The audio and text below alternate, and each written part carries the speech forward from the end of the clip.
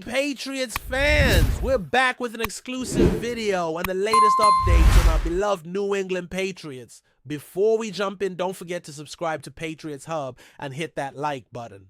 This way you'll stay updated and never miss any breaking news or exclusive content. The New England Patriots are on a mission. And it's not just about patching holes or picking up big names. No, what we're witnessing is something more methodical, more strategic, and honestly, a bit exciting. The organization is digging deep, looking for hidden gems, players with upside, and guys who can come in and maybe, just maybe, surprise everyone. That kind of mindset shows not only a commitment to development, but a desire to build a foundation, especially in a transitional time like this. One of the more fascinating storylines unfolding is the signing of undrafted free agents, and one name in particular has started to buzz among fans: CJ Dupree, the tight end out of Alabama. Now, being undrafted can be viewed in different ways, but here's the truth. For a lot of these guys, it's actually an advantage. You're not tied to the expectations of a draft pick. You're not looked at through the lens of where you were. Taken. You come in hungry, or with nothing to lose and everything to prove. It's like playing with house money. That mindset alone can push a player to perform at a different level. Let's not forget how many successful careers started with that same undrafted label. The contracts for these players are modest, practically a drop in the ocean in NFL terms.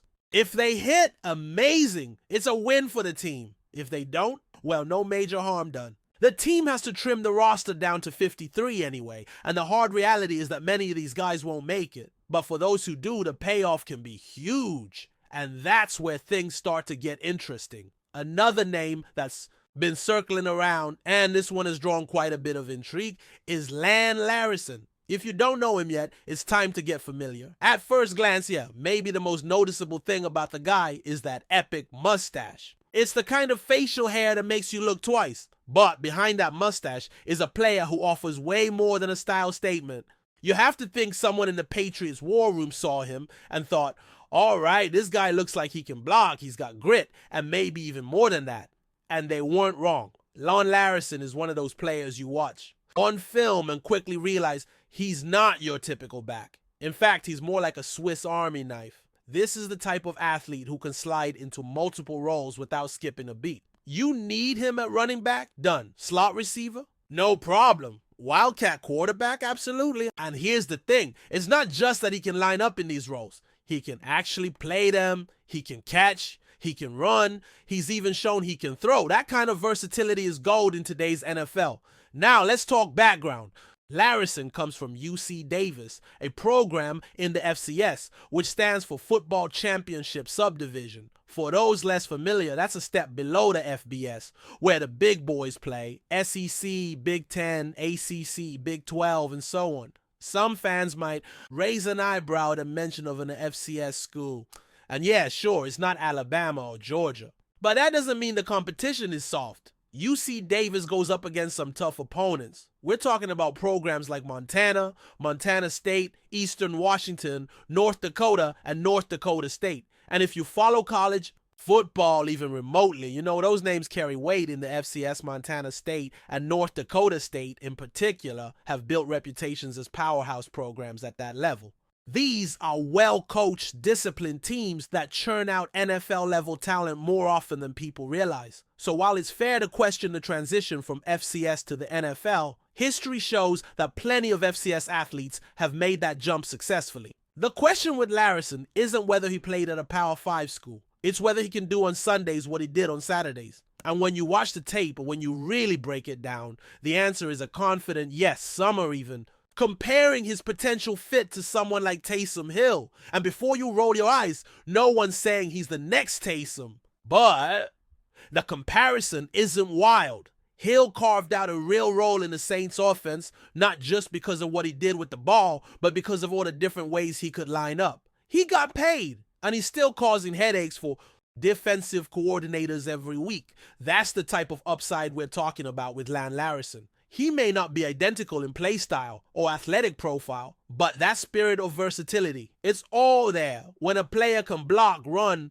catch, throw, and contribute on special teams, that's a coach's dream. It opens up the playbook. It creates mismatches, and in the case of Larrison, his physicality just adds another layer. He's fearless when it comes to contact. He runs hard. He lowers his shoulder, and he's not afraid to fight for those extra yards. That toughness? That's not teachable. Now, let's dive a bit into the measurables. The guy stands 6 feet tall and tips the scales at around 215 pounds. That's solid, especially for someone who's being looked at as a potential contributor on special teams and offense. And the truth is, he might even put on a bit more weight without losing that burst. His lateral quickness stands out too. It's not just north-south running. He can cut, bounce plays outside, and shift direction without much drop in speed. That east-to-west agility makes him even harder to track for defenders. It's not just his athleticism that's impressive. It's how he uses it. Watching his film from UC Davis, you see a player who reaches top speed fast, even before he breaks into the second level. That type of acceleration can't be overlooked. Defenders have to account for that every time he touches the ball. Now, let's get into the numbers. Over his last 2 seasons, specifically his junior and senior years, he put up back-to-back seasons of over 1,000 rushing yards. Let that sink in. That kind of consistency is rare, especially when you factor in the level of attention he likely received from opposing defenses. His yards per carry average hovered around 6.2 and 5.2 across those years, and he punched in 13 and 14 touchdowns respectively on the ground. That's no fluke, but it doesn't stop there. His senior year marked a shift in how the team used him. They started throwing him the ball more. He was targeted 63 times and hauled in 58 of those passes. That's a catch. Rate most NFL slot receivers would be jealous of. He added 5 receiving touchdowns to his stat line, finishing just shy of 800 receiving yards. It's a well-rounded stat sheet that screams multi-dimensional weapon. And here's something that doesn't show up on the stat sheet: loyalty. After his junior year, he had options. In today's college football world, with NIL deals flying around and players jumping ship for better exposure or bigger money, Larrison had every reason to leave. He could have transferred. He could have tried to enter the draft early, but he stayed. He chose to finish what he started at UC Davis. That kind of commitment says a lot about his character, and it's something that teams notice. Let's not gloss over this either. UC Davis was no pushover.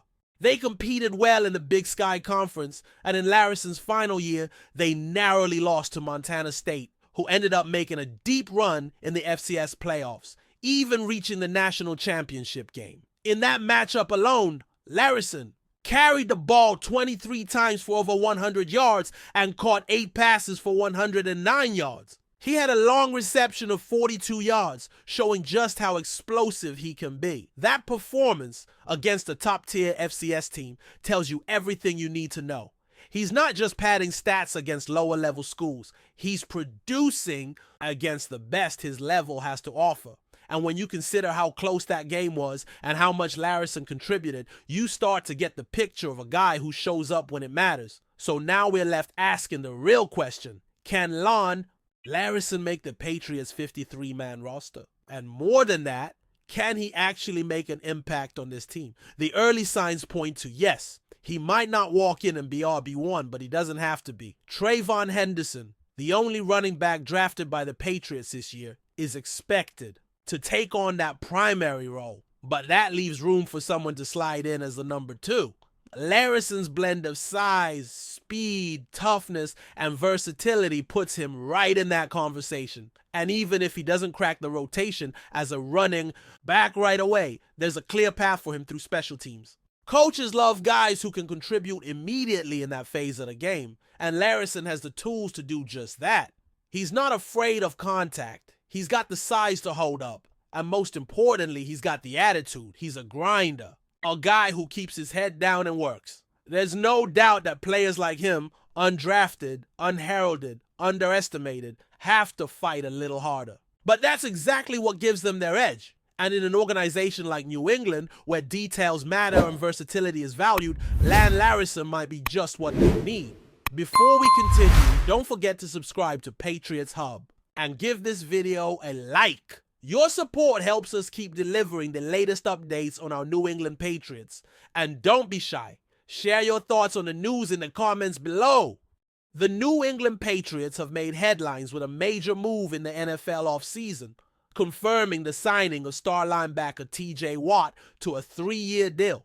The long circulating rumor has now become reality, and the Patriots have pulled off what many consider one of the boldest acquisitions in recent franchise history. Watt, a former Defensive Player of the Year and one of the league's most feared pass rushers, leaves behind his storied tenure with the Pittsburgh Steelers to begin a new chapter in Foxborough. The deal, which had been hinted at for days, was officially announced by team sources late Monday evening. TJ Watt's arrival is expected to reshape the Patriots' defensive identity, adding elite experience, explosiveness off the edge, and a relentless motor that opposing quarterbacks dread.